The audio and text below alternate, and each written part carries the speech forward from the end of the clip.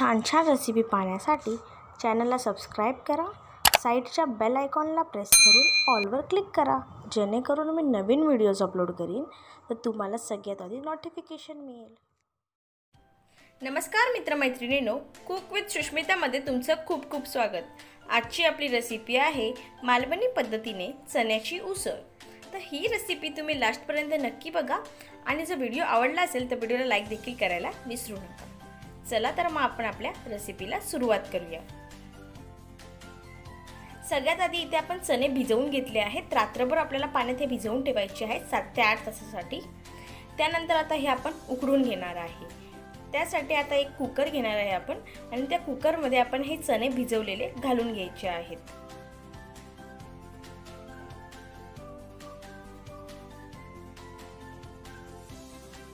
आता ह्यामध्ये आपण 2 ग्लास पाणी घालणार आहोत। आपल्याला चणे उकडण्यासाठी ठेवायचे आहेत, त्यामुळे ह्यामध्ये आपण पाणी घालायचं आहे। त्यानंतर इथे काही मी अख्खे मसाले घेतले आहे। त्यामध्ये एक चक्री फूल आहे, एक दालचिनीचा मोठा तुकडा आहे, एक वेलची आहे आणि 2 लवंग आहेत। हे आपण या पाण्यामध्ये घालून घ्यायचे आहेत। आता ह्यामध्ये आपण अर्धा चमचा मीठ घालणार आहोत। मीठ घालून झालं की आता आपण कुकरचं झाकण लावून शिट्ट्या करायच्या आहेत। 7 ते 8 शिट्ट्या आपल्याला या चण्याच्या करून घ्यायच्या आहेत। इथे बघा आपले चणे जे आहेत ते उकडलेले आहेत।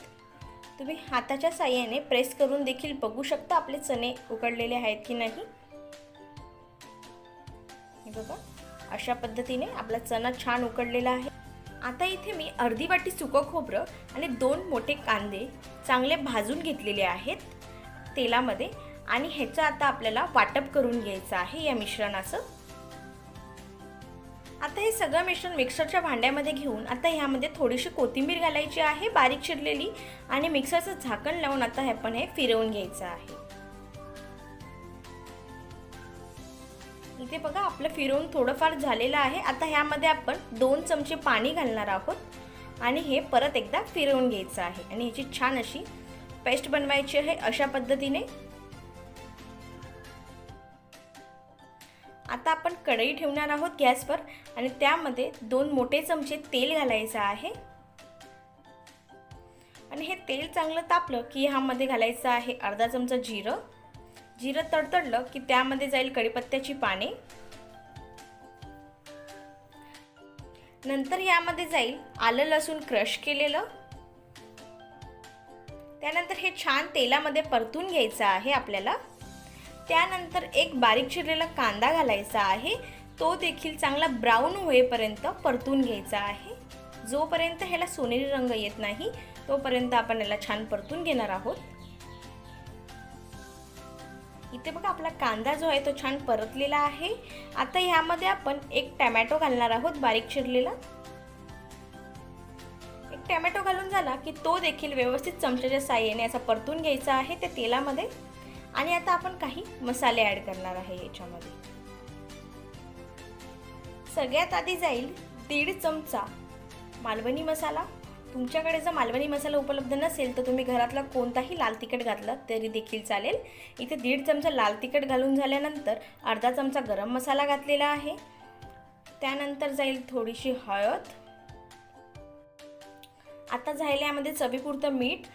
लक्षात ठेवायचं आहे आपण चणे उकडताना देखील मीठ घातलं होतं, म्हणून ह्यामध्ये थोडं बेतानेच मीठ घालायचं आहे भाजी करताना।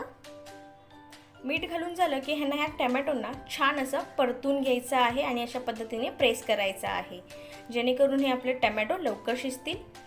जोपर्यंत ह्या मसाल्याला व्यवस्थित तेल सुटत नाही तोपर्यंत हा मसाला व्यवस्थित आपल्याला परतून घ्यायचा आहे। बघा आपल्या मसाल्याला तेल सुटलेलं आहे साईडून। आता ह्यामध्ये आपण जे वाटप करून घेतलं होतं खोबऱ्याचं आणि कांद्याचं ते घालायचं आहे आणि ते देखील या मसाल्यामध्ये व्यवस्थित परतून घ्यायचं आहे। ह्या वाटपाला देखील आपल्याला तेल सुटेपर्यंत छान परतून घ्यायचं आहे।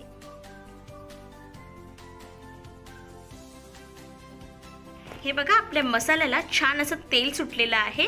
अशा पद्धतीने व्यवस्थित हा मसाला परतून घ्यायचा आहे।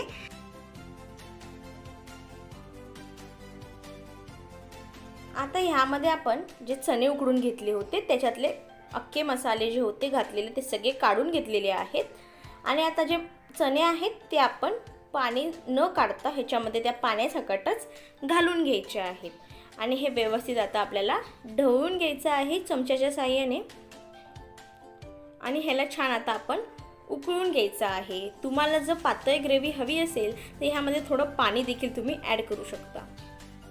आता हे आपल्याला छान उकळून घ्यायचं आहे।